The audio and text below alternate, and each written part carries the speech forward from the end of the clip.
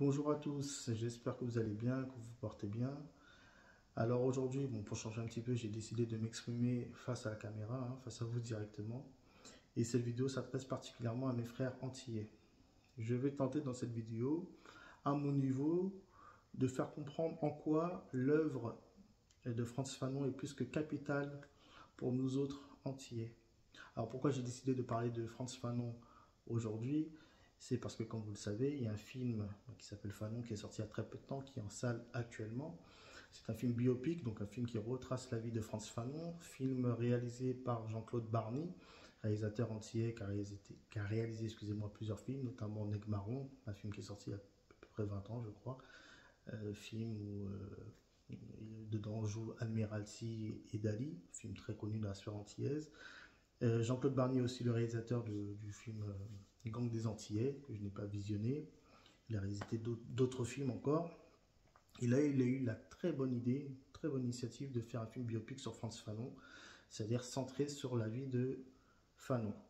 Et j'en suis très content. Et j'espère qu'après le visionnage de ce film, beaucoup d'Antillais auront l'envie de s'intéresser à l'œuvre de Fanon. Parce que s'intéresser à la vie de Fanon, c'est très bien, mais l'œuvre est bien plus importante, bien évidemment. Alors pourquoi je suis content? C'est parce que j'ai souvent déploré le fait que Fanon soit très peu évoqué aux Antilles. Alors certains m'ont rétorqué que oui, c'est parce que Fanon s'est battu pour l'Algérie auprès des Algériens.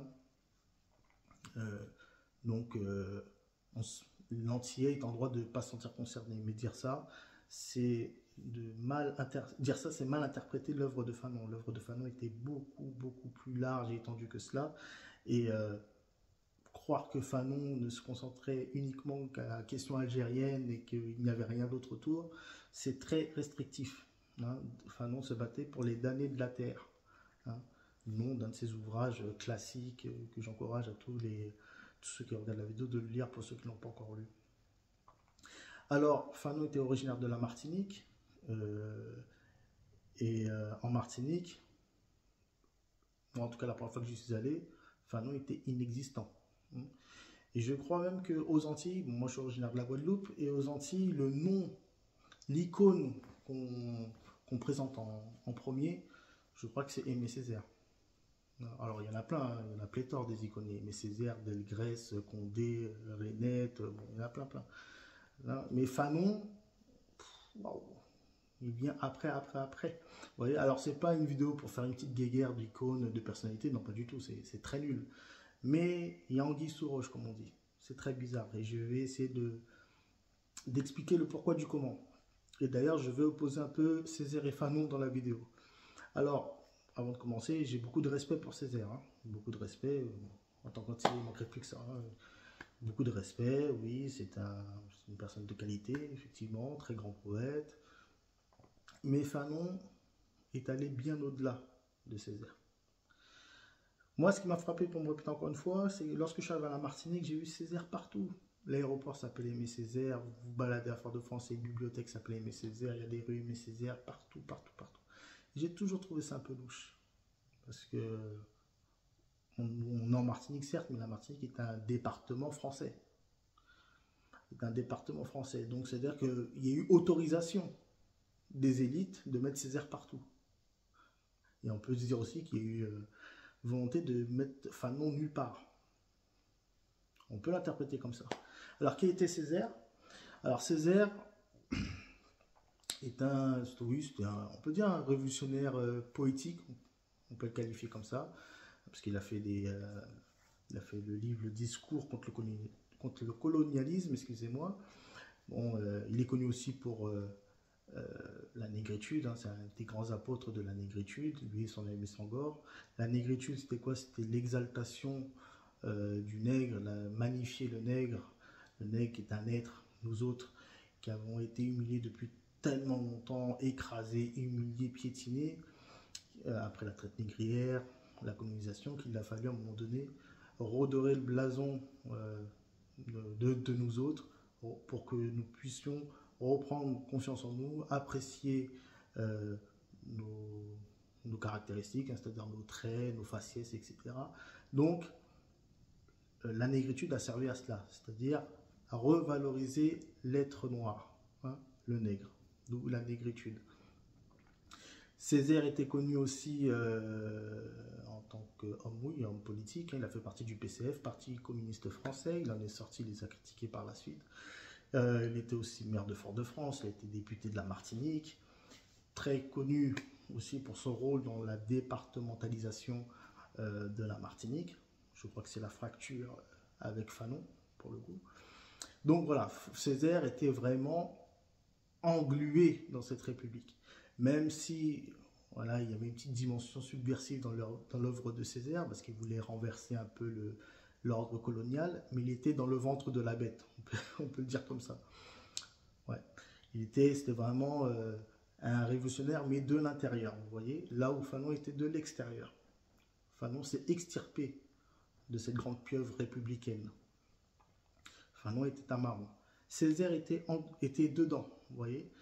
Et vous ne le savez peut-être pas, enfin, c'est une info, je pense, assez importante, Césaire a été initié à la franc-maçonnerie en 1947, la loge du Grand Orient de France, hein, je crois, loge de la fraternité du Grand Orient de France à la Martinique. Il faut savoir que la franc-maçonnerie a eu beaucoup d'influence en Afrique, et en tout cas dans les sphères afro, des sphères qui luttaient contre le colonialisme, vous voyez, au nom de l'humanisme.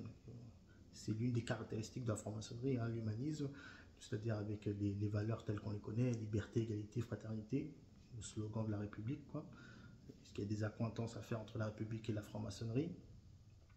Mais l'humanisme aussi dans un sens tout autre, hein. C'est aussi l'humanisme ou perte de connexion avec Dieu et l'homme au centre de toute chose, hein. Il y a aussi cette dimension-là à prendre lorsqu'on vous parle d'humanisme. Hein, bien entendu, je parle de la franc-maçonnerie dégénérée et spéculative et non pas la franc-maçonnerie originelle, pardon, la franc-maçonnerie opérative, donc, traditionnelle et spirituelle. Et ceci explique aussi pourquoi il y a beaucoup d'éloges de la franc-maçonnerie un peu aux Antilles, hein. Il y a des rues qui s'appellent Chelcher, Chelcher est un franc-maçon. Il y a le Memorial Act en Guadeloupe où dedans, paraît-il, bon, j'ai refusé d'y aller. Après, j'ai eu l'idée d'y aller, il ne faut pas que je mente. J'ai eu l'idée d'y aller, mais manque de peau, je n'ai pas pu y rentrer parce que c'était fermé. Bon, tout un tas de problèmes. Mais paraît-il, à l'intérieur, il y a, je crois qu'il y a un endroit qui est dédié à la franc-maçonnerie, nous montrons comme quoi c'est grâce aux francs-maçons que la dite abolition de l'esclavage a eu lieu, etc., etc. Donc la franc-maçonnerie a bonne presse, on va dire, aux Antilles. Et Aimé Césaire était franc-maçon. Et on peut comprendre que si Aimé Césaire est un peu partout à la Martinique, hein, dans les rues, les lycées, s'il y a des discours politiques sur Aimé Césaire, si l'aéroport s'appelle Aimé Césaire, c'est par frérisme. Hein. C'est, on va dire, la République le tolère. Elle peut accepter Césaire. Elle peut accepter Césaire, elle le tolère. Comment dire? C'est-à-dire que la République honore Césaire car elle ne peut pas digérer Fanon. Parce que Fanon, lui, c'est omerta totale de la République. Parce que Fanon était en dehors de la République. Il s'est arraché de la République française. Elle est là la différence. Fanon, comment dire, Aimé Césaire était dans la théorie, on va dire que Fanon était dans la praxis, oui, on va dire, dans l'action réfléchie.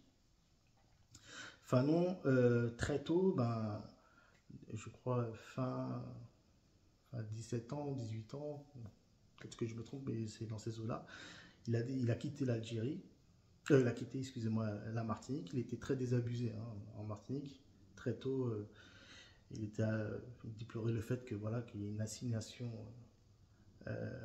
du peuple martiniquais.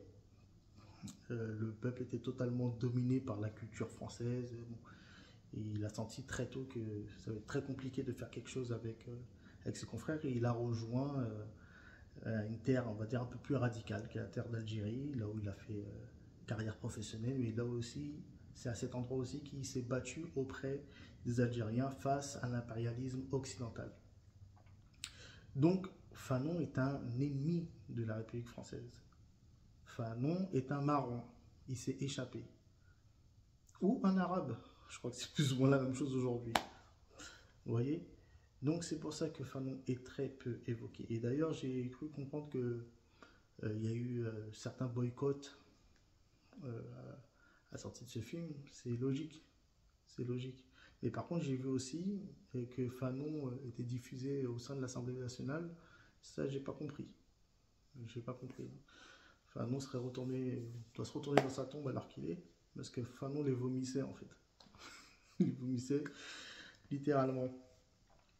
Donc voilà pourquoi on cite beaucoup Césaire et on cite peu Fanon.